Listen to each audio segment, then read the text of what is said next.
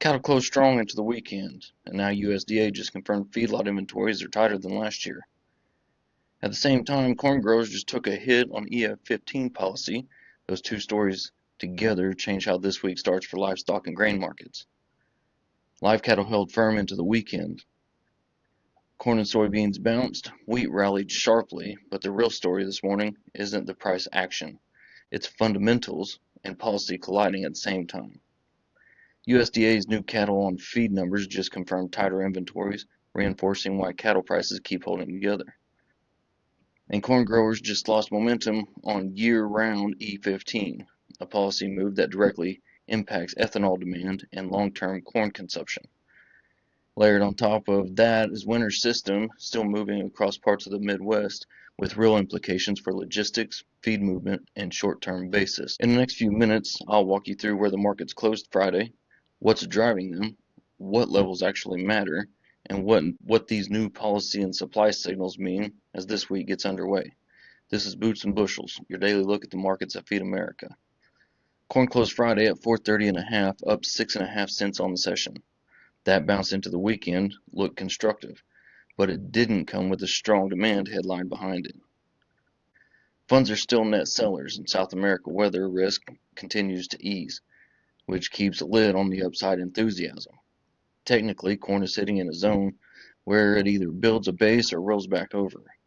If this move can't push through nearby resistance, it opens the door to another test lower, and that feeds straight into cash bids and basis levels.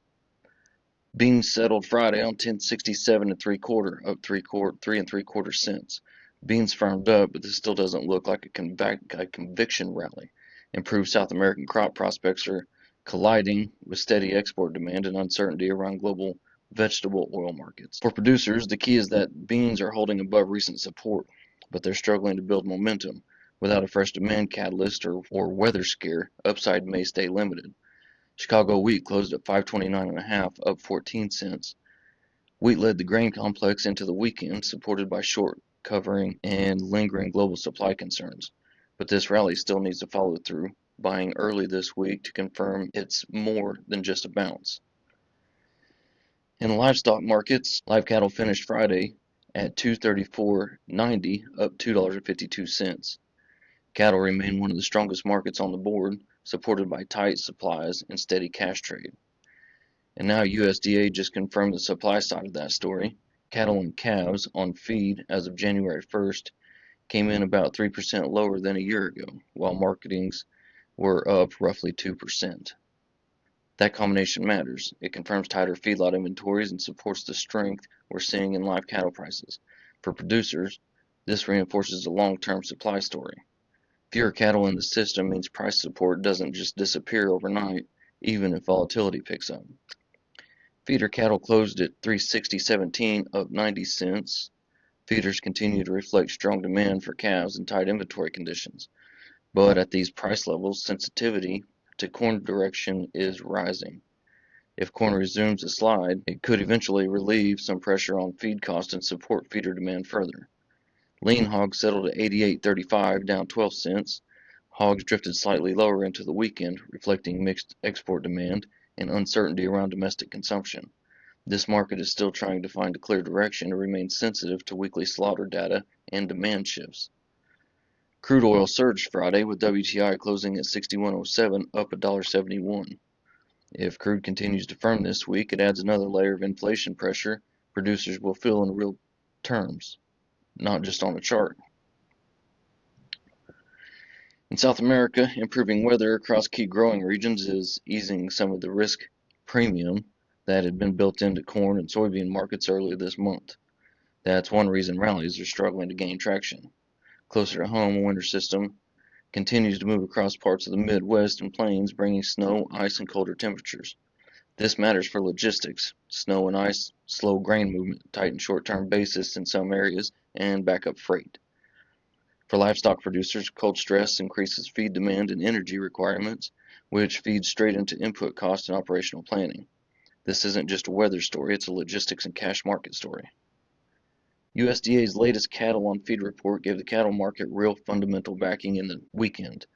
Cattle and calves on feed as of January 1st came in about 3% lower than a year ago, while marketings were up roughly 2%.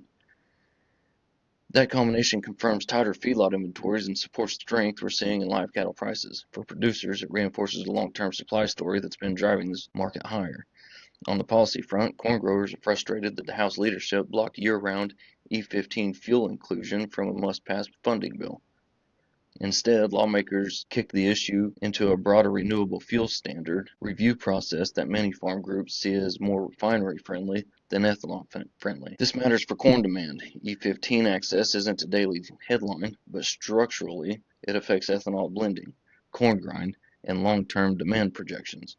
Meanwhile, a coalition of farm and commodity groups, including the American Farm Bureau Federation and soybean and specialty crop organizations, formally asked Congress for additional economic support as pressure continues to build across farm country. They're pointing to tight margins, high input costs, and rising financial stress as reasons current programs aren't enough. And that message got louder when more than 50 agricultural groups followed up with a broader warning to Congress about mounting farm sector economic pressure. They cited rising bankruptcies, tighter financing conditions, and weakening balance sheets as reasons lawmakers need to act sooner rather than later. Taken together, these two letters tell the same story from different angles. The farm economy isn't in crisis mode yet, but it is under real strain. And that strain is now showing up in policy conversations, not just coffee shop talk. Thank you for spending your morning with me. This has been Boots and Bushels Podcast, your daily look at the markets of Feed America. We'll be back here tomorrow morning.